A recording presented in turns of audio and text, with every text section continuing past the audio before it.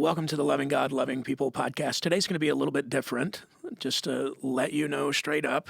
Talking about sex trafficking today and just some things that are of a sensitive nature. And so if abuse or something like that is part of your past, use your own discretion. Also, if you're a parent, I want to encourage you to listen to the full podcast because it will help you in protecting your children. Thank you for listening, and with that, here's a very straightforward conversation about somebody from our church that has taken courageous steps of faith. Thanks for listening. Welcome to the Loving God, Loving People podcast, where we talk about what it looks like to follow Jesus in our everyday lives and how, in the end, all that matters is God and people. Here's today's episode. Hey, everybody. Welcome to the podcast. Thanks for being with us. We have a very special guest with us today, Lori from the Starbright Foundation. And Lori and her family have been at Sun Valley for a long time. How long have you been at Sun Valley, Lori? Oh, gosh. I'd say probably 18 years, maybe 17 years. A long time. That's almost as long as I've been here. Yeah. Mm-hmm. Yeah, so I'll be here 20 years this summer, so 17, 18 years. And you were talking to me earlier before we started. How many family members do you have involved at Sun Valley? So I have 10 grandkids. So all of my kids, I have kids that go to the Casa Grande campus. Yeah. And then my daughter and her kids go here. And then my dad goes here. And lots of our friends now go here. So a lot of us. That's cool. You got generations. We do. At Sun Valley. We do. Well, thanks for being part of the church. Thanks for having us. Well, let's talk about the Starbright Foundation. And we're in this series called Courageous Faith. And so all through this series, and Lori and her husband Larry spoke with us that third week in the series Courageous Faith. All through the series, we're just talking about simple steps of obedience, kind of following these nudges that God gives us. And then it's stories of people like you in our church and what God did. So we started with Ben the first week, and then the Watsons were the second week, and so you guys are the third week. But the Starbright Foundation, we'll talk more about that specifically here in a minute, all began with kind of a little whisper and a nudge that God gave you. So I've always felt like I wanted to serve. I've served in many different areas, prison ministry. I've led praise and worship at churches. I've done outreach. I've always had a heart to serve God, but something was still missing. And I would sit in service week after week and just feel like there's just something not right. I wanted to do more. And there was a lot of things you can do to serve just to pass the time, but I really felt like there was a whisper or a nudge. And then you stood up one day and talked about how you got started. And you said, don't wait for somebody, to invite you. If you feel God calling you to serve, you need to serve. And I went home that day, and I just felt like you got to get up and do it. You got to motivate yourself to do it. And maybe it's a whisper, maybe God's telling you it's time to move on it. So I called some friends of ours who was a pastor and his wife who ran a bed and breakfast in Iowa, and I was telling them, I just feel like God's calling me to do more. And they used to rescue people out of satanic ritual abuse. So they were very knowledgeable. I volunteered with them, so I was a little bit knowledgeable, but not like them. And after we talked about it, they said they were feeling the same kind of a nudge. And they're like, we're willing to move out to Arizona. What do you think we should do? And I was like, I don't know. I know that the Bible says that God knitted us in our mother's wombs and with a purpose. Let's just figure out what our purpose is. And so we literally went around the table, and I'm like, you're good at counseling, you're a pastor, you're great at talking, and your wife did a bed and breakfast. She has the gift of hospitality like nobody else. And my husband's handy, and he did security, and I thought, you know what? I'm a little bit scrappy. I loved every police show. I'm good at figuring out clues.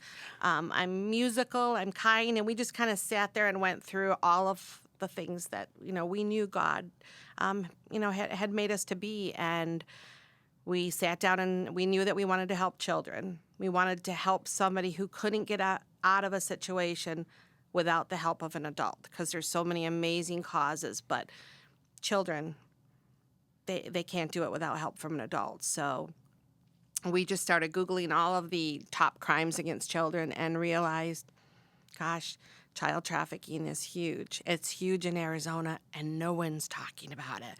At the time, I think there was one other organization that was helping like 18 and up, or just the young adults, but yet the child trafficking was at an all-time high, with an average age then around 13. And I thought, how could this be that no one's talking about it? And so we just decided that's what we're going to do. And then we thought, what should we name it? And we sat down with a list of 500 names, and we kept narrowing it. And I said, let's just take everything off the table, and let's picture a child who doesn't know Jesus, who's just in this horrible situation of terror. They don't even know how to pray. What would a little kid do? Maybe they would look up and wish upon a star that, they could be safe. And so we thought, Starbright, we'll name it Starbright. And so we just dove right in, and we started going to trainings, Homeland Security, FBI. We started watching every film we could on trafficking and really making ourselves knowledgeable about the facts. And we started going undercover. We had a film crew, and we would just dive right in and go undercover into the inner city. Wait, let's rewind for just a second. Okay. So that sounded really fast. So you get convicted about church. God has more for me. Did you already have fighting trafficking on your heart? Or you just I love kids, we want to do something for kids? I think I've always been on the justice side of child abuse. I don't like seeing kids get hurt. They're God's children, and I do think we need to have a voice for them, and they can't speak out for themselves. So that part of it, just abuse in general, I didn't know a lot about child trafficking, but it terrified me for the kids when I started reading about it and hearing about it and talking about it. So you called these people that had some experience there. You put together I'm going to call it the dream team. So the dream team gets around the table, and then you just took this step of, we're going to fight this. Yep. And so the first action was, we're going to hire some video people and just dive right in. We just dove right in. We got in a van, and we went into the inner city and started let's see how long it takes us to find a child that's being trafficked. And boom, the first night it was less than an hour. Wow. And we followed this child and just tried to learn everything we could, but we knew, hey, this is dangerous. We can't go in and just rescue this kid. But we learned about it. We called authorities on it, and I think it was just a matter of a couple weeks after that we thought, man, we really need a safe house. What are we going to do with these kids if we rescue them? Where are we going to put them?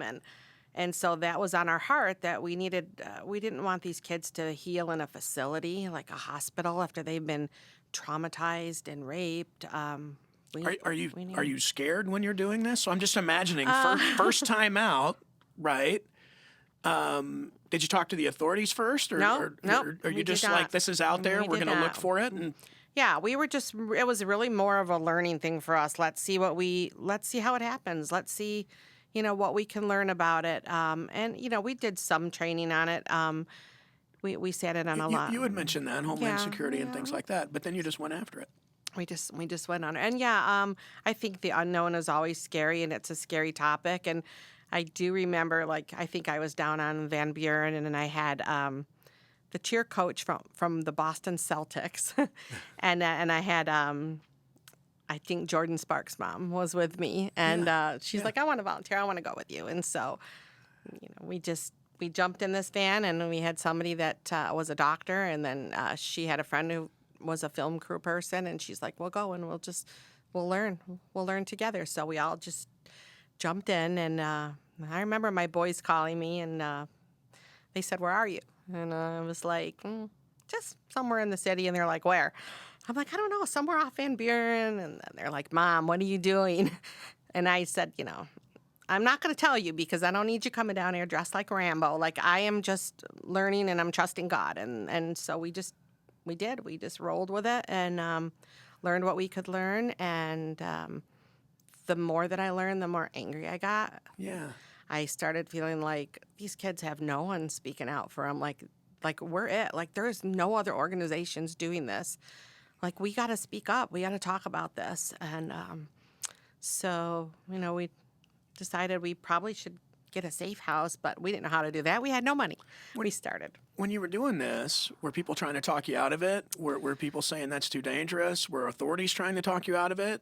Or No, not really. I Okay. think at the time the authorities weren't really trained on it. Like the cops that we talked to were like, it doesn't happen around here, and we're like, yeah, we saw it. Like we saw it, and um, and this was 14 years ago? yeah, this Yeah. was 14 years ago, and so I don't think people were talking about it at the time. And I thought, well, maybe I could speak at some churches. And so I remember going to a couple churches, and they're like, we really want to bring this to the forefront. So you can set up your little booth in the lobby. Don't approach anyone, but if someone talks to you, it's okay to answer their questions. So I was willing. I set up my little booth. I had some pamphlets with some stats on it, and then people came up and they're like, oh my gosh, we need to do something about this. And then we started getting some volunteers, and some more doors opened, and we sat down with a businessman who found us that knew Pastor Mike, and he said, "Can I meet you guys for lunch?" And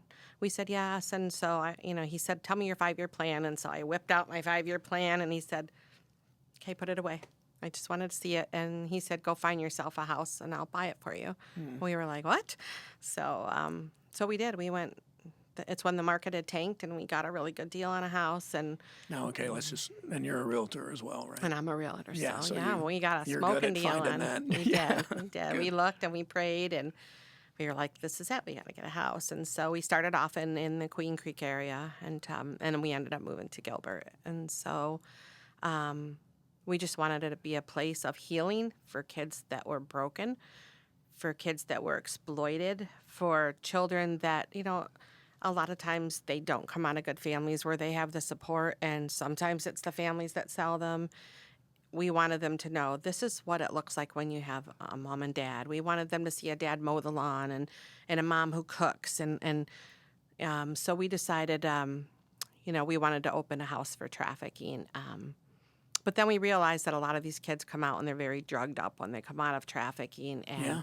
well, you can't do that in a neighborhood, but we scored a really nice property that's kind of a horse property, and we decided we're just going to step out in faith. And so we waited and waited because, we called down to the DCS and stuff, and they're like, well, we want to make a licensed house just for this, but I just don't think they had anything in order in place yet, and we didn't want to wait any longer, so we thought, well, let's get foster licensed and get some foster parents in here that can love on these kids, and then God just took it from there. So Yeah. we have had 29 children live at the Starbright house in the 14 years. And so a lot of them stayed with us for years.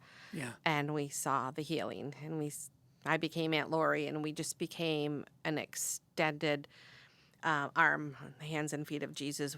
We're an extension of love for these kids. And we saw healing, and we saw growth, and kids came to church with us. And it was amazing. But I think, you're always scared to step out, but when you see the change that happens in the children, we just kept trying to get bigger and bigger, and just trying to do more and educate in the schools so there wasn't a need for rescue. And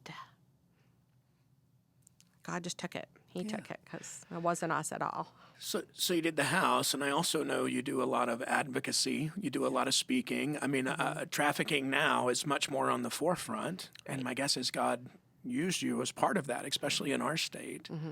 And you have an opportunity to speak on some pretty big platforms here and there. Yeah, well, they called up and said, "Hey, we chose you to speak at the Four Corners Conference." I'm like, "What's that?" Yeah. And it was huge. And, my initial reaction is, are you sure you want me? You want to pick somebody else? I think that was probably what I said a lot in the beginning. And they said, "No, we want you. We want you to stand up and speak on behalf of the kids." And there was a lot of churches there and a lot of pastors, and that opened more doors. And then we got a call from one of the Arizona Cardinal players. And he said, "Miss Lori, I know you're doing this thing with trafficking. My wife told me." And he's like, "This girl from our church, she was taken into trafficking, and I think she was in it for a couple of weeks, but he said she's broken, and there's no place to put her here, so they sent her out of state to a lockdown facility to keep her safe. But the whole family's broken because there was other children, and can you help?" And we said, "Sure." God opened the door for it. We're going to move on it. So in doing that, I became very close friends emotionally with the mom, because it's an emotional thing. Sure.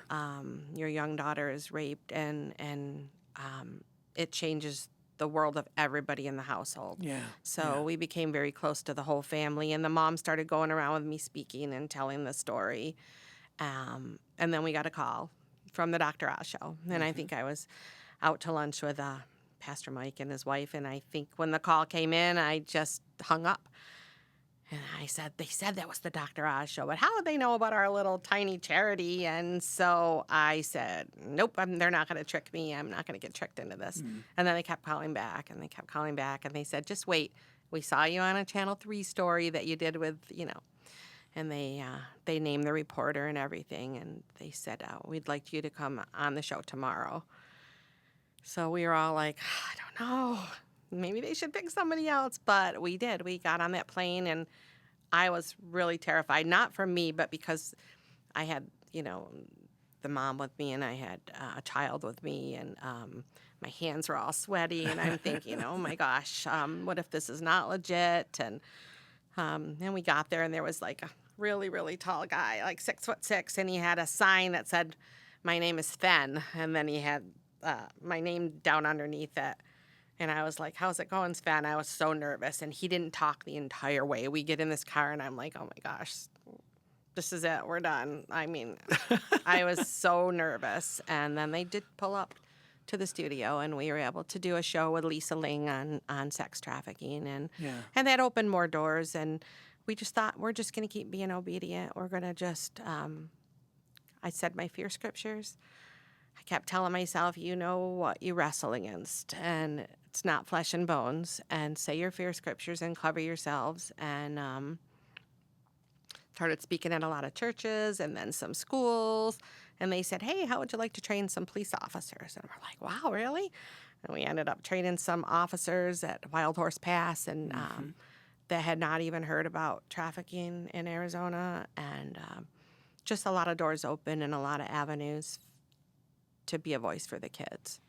Yeah, so our verse of scripture for this series, what we're talking about, and just listening to you, I'm like, oh, you're living out this verse. It's 2 Timothy 1:7. For God has not given us a spirit of fear, but of power and of love and of a sound mind. And I'm sitting here thinking, so some of us, we don't do anything because we have this thought of, I'm just this realtor, I'm just this, I'm just this, that. What am I going to do with this overwhelming problem? Because what you're talking about, there's more slaves in the world today than there was any time in history. Yeah, than any time in history. So, it has to feel, and you were telling me some of your stories and things even here recently, but it has to feel so overwhelming to be involved in this. How do you push through that? What would you tell somebody that has a little whisper, but they're thinking, what am I going to do? I started looking back at some of the things I went through as a child and a teen or a young adult that was really difficult for me. And I started thinking, man, I went through hard times. Like, how did I get to this place where I could do this? And then I looked back and thought, you know what? I was like in holy boot camp. Like, he was training me through these hard things. He was making me be able to be this voice for the kids, making me strong inside. And now I can walk through hard things with other people. And in the moment, I think when you're struggling with something that you're going through, I don't think that you see that part of it because you're blinded. We have our earthly eyes, and you just see what's happening in front of you, and you just see your pain and your hurt. But when you look back at where you've come and how much you've grown and what was the purpose of me going through that, I think it helped me push through. And I want to say, if you don't look through your earthly eyes and you put on your holy bifocals for a second and you look up and you see what is he doing, how is he orchestrating this for the good, because what was meant for evil can be used for good, and how did the Lord work this, and he worked it all out. And did we fail? Of course. We didn't know what we were doing at the time, and he would pick us up and brush us off and put us back on the path, and we never felt bad about ourselves because at least we were trying to do something. And that's there's just, it was such a big problem. It was the tiny little bite out of the elephant, but we tried. Yeah. Well, you guys just did a cannonball in the pool on this one. You guys just went for it. And I've seen over and over again, and I appreciate you sharing that. I've seen over and over again, it seems like God's biggest ministry in and through us comes out of some of our greatest personal pain. Right. And there's something, and I loved the verse that you quoted, and that's from the story of Joseph in the Old Testament. What you meant for evil, God meant for good. But you and I have to choose that. Right. And so thank you for choosing, to fight the injustice. And I think when people come and they say, "What can I do?" My first reaction is, tell me what you've been through. And I show empathy, but they'll be like, "Oh, I went through this, and or maybe I was raped as a child, or I went through this horrible." And inside, I'm thinking, "Yes, praise Jesus," because I'm thinking they were in holy boot camp, and people with scars make the best servants. Yeah. The wounded make the best warriors, and so our volunteers, I love the people that have been through hard stuff, because you get gritty, you get scrappy, and you got that fight in you. Yeah. And so that's a lot of the kids that we work with. I think they're going to grow up to be scrappy. They're going to grow up to want to serve because they've seen people pour into them. So I'm going to give a pastor line, a preacher line, because that's what I do. One of the things we say at Sun Valley is pain will change you, but not necessarily for the good. You have to choose that. But when we choose that, man, God can do amazing things. Let's change gears here for a second. Okay. So I am the parent of a 21-year-old and a 15-year-old. Okay. And I know that parents are concerned at large, of what's going on in our world. And kids are trafficked, both male and female. What are some things that you would tell parents that we need to be aware of? What are things we need to be looking out for? Kind of give us some advice as parents on how to better protect our kids. Well, when we first started, I would say a lot of the trafficking was happening in the community. But predators have to have access to the kids. And so we would think about, where do the kids hang out? At the mall, at the parks, and the video game places, and the gyms. And so Starbucks, any place like that. And now, because social media and cell phones have changed and progressed, the kids really have access to the entire world when you hand them that cell phone. Right. And our parents teach us when we're young, be afraid of stranger danger. Watch out for the strangers. But they don't teach you be afraid of your gaming buddy. They don't teach you be afraid of somebody you're on a chat room. And so because I am down in the schools with the kids, we learn a lot from the kids. We learn a lot from the people that have solicited them, the different kinds of predators that there are. And I can tell you that it can be used for good, but there's a lot of evil on the phones. Yeah. And I would tell parents all day long, take your child's phone. You own the phone. You are still a parent first, and make it a dumb phone. You can go in and take all those settings and make it a dumb phone. So if your child tries to get on the simplest of chat rooms, the simplest of games, it's going to send you a message, and you're going to be able to say, let me research this. As a family, as a parent, I'm going to research this, and we'll let you know if it's safe.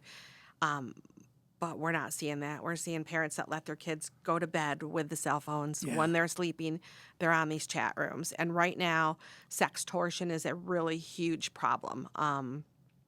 So let me tell you what that looks like.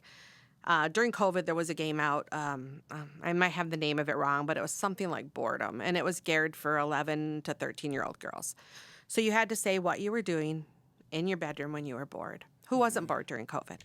So the child would be in there behind closed doors, and they're on there with a group of friends. So you have little, chat rooms within the game. Just like Minecraft, all of them have the side chats. So just say what you're doing when you're bored. Playing Barbies, doing my nails, doing my math, cleaning my room, and then a little jewel will pop up. You can get 500 rubies if you take the challenge. And now you have all the people in the side chat, which are groomers, and they're like, take the challenge, girl. You can do it. You're going to get 500 rubies. And so the girl's like, I accept the challenge. Well, the challenge is you need to lift up your shirt and count to 10. So she doesn't want to do it, but now these people are egging her on, which are groomers, and she does it. And what they do is they screenshot, and now they're showing her the screenshots in the side chat. And they're saying, now we want you to do this and this and this. She's like, I don't want to do those things. well, you're going to do them or we're going to show this to your parents, to your church, to your school. Everybody's going to know how you are. So now she's trapped. Is she going to go and tell her mom and dad, I lifted my shirt up? So their grades start slipping. They start cutting. They get depressed. There's a lot of anxiety. And I tell parents, if they come and talk to you, you need to be that soft landing spot because we live in a different world. You need to not react. You need to hold it in and say, as a family, I love you and we're going to get through anything. You can tell me anything. Yeah. And I think that's kind of the piece that's missing. And so kids are not going and telling their parents, and they're getting blackmailed. And sextortion is a huge, huge crime right now. But also the video games. We had a father call. He was a firefighter from Chandler, ex-military. This guy was I think he was Navy SEALs. He was a tough dude. And he called me crying. And he said, Miss Lori, can you help me? The principal gave me your card. I think someone's going to take my daughter. And I said, why do you think someone's just, tell me your story, calm down. So he said, I'm a tough dad. I don't allow any passwords. We have one computer. It sits on the island. I go through the history every night. The kids don't get on anything without my knowledge. But he said, I was working in the garage, came in with grease on my hands. I was going to wash my hands. And I lean over my daughter, Katie, and Katie's making a list. And she's talking to somebody on Kik. And she tells this person everything about her. Her name, her sister's name, where she goes to church, where she goes to school, where she takes dance, the dog's name, just everything. And Dad's watching her talk to this man, and he says, Katie, what are you doing? And Katie turns the computer off. He said, Katie, you know the family rules. You know how I feel about this. You tell me right now how this happened. And Katie said, okay, well, last night I was playing Minecraft, and somebody on Minecraft said, it's amazing how everybody in our little group here that plays a game, because, you play with the same people a lot of times, it's amazing how all of us are coupled up. And then she said, wait a minute, Katie, you don't have a boyfriend. So she gives Katie a problem to make her feel awkward. Then a guy swoops Katie into the side chat and says, wow, I guess they didn't realize I didn't have a girlfriend. We're a couple of losers, aren't we, Katie? And she's like, I guess. And he said, I'll tell you what, when you go home tonight, make a Kik account. You and I can pretend we're boyfriend and girlfriend. So you tell me everything about your life. I'll tell you everything about my life. And then if anybody asks, we can just pretend we've always been boyfriend and girlfriend. So Katie said, okay. So that's what Katie was doing. Like a job application, she was telling him everything about her life. Gosh. So I said to Dad, you need to sign on to Katie's Kik account and see if Katie sent photos. Yeah. So Dad said, Katie, sign on to your account. And Katie says, I don't remember the password. So Dad's like, sorry, Miss Lori, Katie doesn't know her password. And I'm like, Dad, she made the account last night. She knows her password. Yeah. You need to tell her how important this is and sit her on the couch and tell her she needs to come up with a password. Okay, I got this. And he was really struggling. He called me back an hour later and he said, I'm sorry, Miss Lori, Katie really doesn't know her password. He said, would you mind talking to Katie for me? And now I'm like, okay, I will talk to Katie for you. Put Katie on the phone. And I said, because I'm thinking, how savvy is this little teen that she has Daddy so snowed that he really thinks she doesn't know her password? Well, yeah, she doesn't Right? want him to see what's on there. Right. So I said, how old is Katie? And he said, oh, yeah, I forgot to tell you. Katie is 8. The whole time I think we're talking about some teenage girl. Katie is 8. And this is what I take these calls 5 times a day. Oh, gosh. So kids are desensitized. They're doing the bunny ears and the little stuff on Snapchat. And if you go talk to these teenagers at school, I say, where do you think those pictures go when you're snapping that nude picture you're sending to your boyfriend or girlfriend? And they're like, in the cloud. And I'm like, there's not a cloud above your head, right? It's a hard drive. And so getting down and talking to the teens, just so we've learned that, they just trade pictures like it's a baseball card. Yeah. And it's terrifying. And so we get the calls every day like this of kids getting solicited on these video games. Yeah. Okay, so I'm going to repeat back a few things we can do today to help protect our kids. Don't let your kid have their cell phone all night long. Like, let's put it up at a certain time, put it in a drawer, make sure we know what's going on the cell phone. So we have passwords and things like that so we can check things. You mentioned Kik, Snapchat. I mean, there's it's no all end. of them.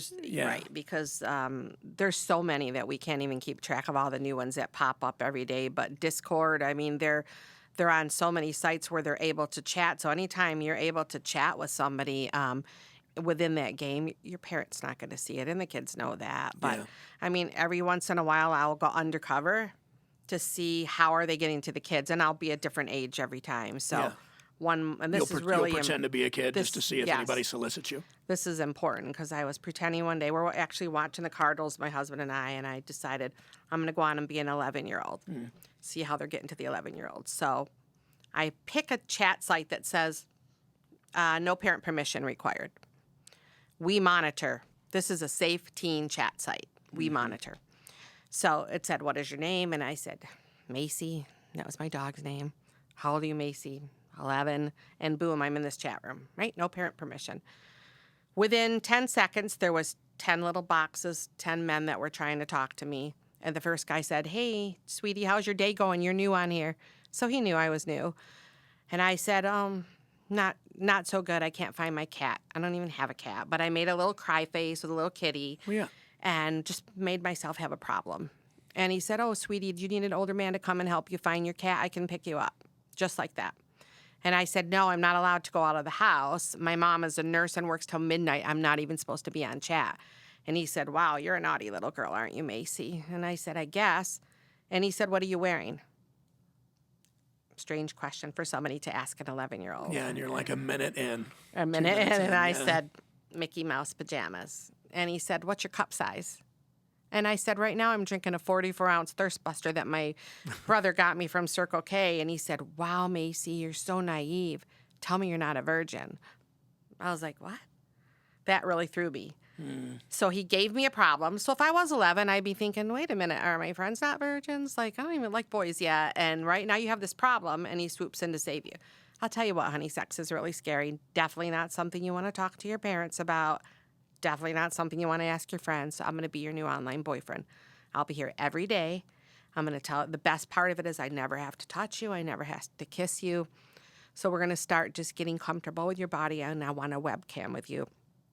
And so he wanted me to go in the bedroom and lock the door and get comfortable just, doing some things. Well, of course, I'm a grandma. I can't go in there and act like I'm 11. But it made me sick to my stomach. It's like this is what your kids are seeing that they're not telling you they're seeing because I talk to the kids. I'm in the junior highs and the high schools, and the kids come to me all the time. This is what they're seeing. They're up against these predators, and they don't know how to navigate it. Their brains aren't mature enough yet. And so, when I do a training, then the parents are like, yeah, we're going to go through your phone, and they'll take action. But I deal with the kids that are missing, and it is by far one of the worst parts of my job because it is a sound in their voice that I will never get out of my head. Having your child die or having your child missing and not knowing what's happening to them has to be the most difficult thing. Yeah, I can't imagine. They're fearful, they're terrified, they think their child's not coming back, and so a lot of times I'll say, let's go through their social media and see who they were talking to, and they're like, my child changed the password. I hear it all the time. I don't have access to their Instagram or their Snapchat. And so I urge parents to make it so the kids can't, change the password on you because a lot of times we have been able to rescue them when we know who they were talking to last and who lured them off. But you got to have a starting point. Okay. So. We got to realize there's a fight going on. We got to wake up to some things. Yeah. Yeah. What are you hopeful about? Is there a story of a kid that's been rescued that you've just seen their life turn around and gives you a lot of hope? Oh, we have one little girl who really went through a horrible ordeal, and she was with us about 3 years, and she's a young teen now, and I took her out for her birthday last year, and I just want to see how she was doing. She got adopted, so by our house parents, our wonderful, amazing house parents adopted her and some other kids. And so I was having lunch with her, and I said, what do you want to do with your life when you grow up? I just, wondered if you're a young teen now, and are you thinking about it? And she said, when I grow up, I want to be you. And it just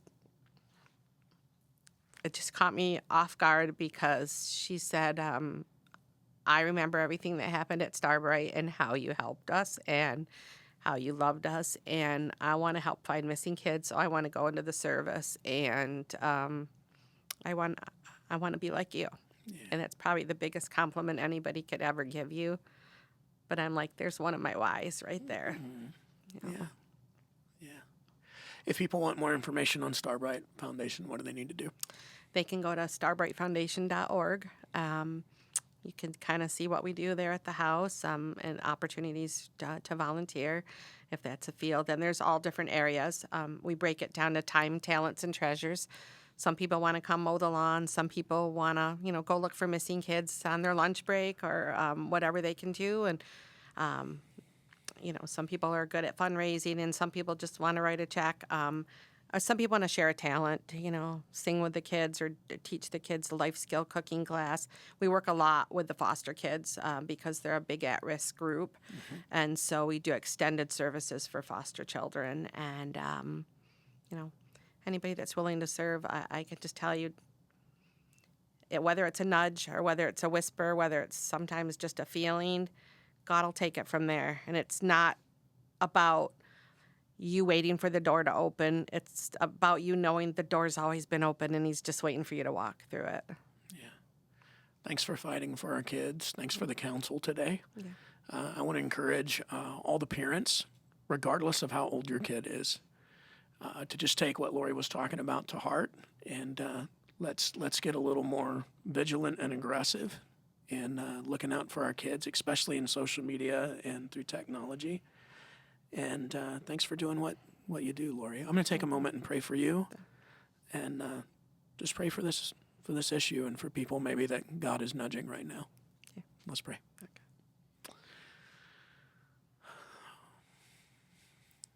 Father, we thank you that you work through your people. And I'm just thinking of the reality of evil wins when good people sit by and do nothing. And so I pray that we would trust you and that we would take steps of faith. I'm thinking of the verse in the Bible that just says, we'll fight the good fight. That's about the gospel, that's about the truth, but it also includes justice. So I pray we would fight the good fight and run the race that you have for us to the finish line. Give us wisdom in protecting our children. Jesus, come quickly and wipe out all evil for all time. But in the meantime, help us to protect our children and be wise. I pray for Lori. I pray that you would bless her efforts. I pray for all those that are serving and fighting and rescuing kids and standing in the gap and stepping into harm's way. I pray for supernatural protection in the name of Jesus. I pray for insightful, spiritual, God-ordained wisdom for each one. And I pray that you would bring redemption and new life to thousands of kids. And I pray that you would bring justice to those who are doing evil. And so help us to do our part. For people that are being nudged right now, I pray we would take steps. And Father, I pray we would just follow you and do what you would have us do. And we ask this in Jesus' name. Amen. Thanks for watching this week's episode of the Loving God, Loving People podcast. Make sure to subscribe to this channel and click the bell so that you'll never miss an episode. While you're at it, if you found value in this conversation, we'd love it if you like this video, leave us a comment, and even share it with a friend. Doing that will help more people meet, know, and follow Jesus. And lastly, you are always welcome to join us each week for one of our services right here live on YouTube. Thanks for joining us. See you next time.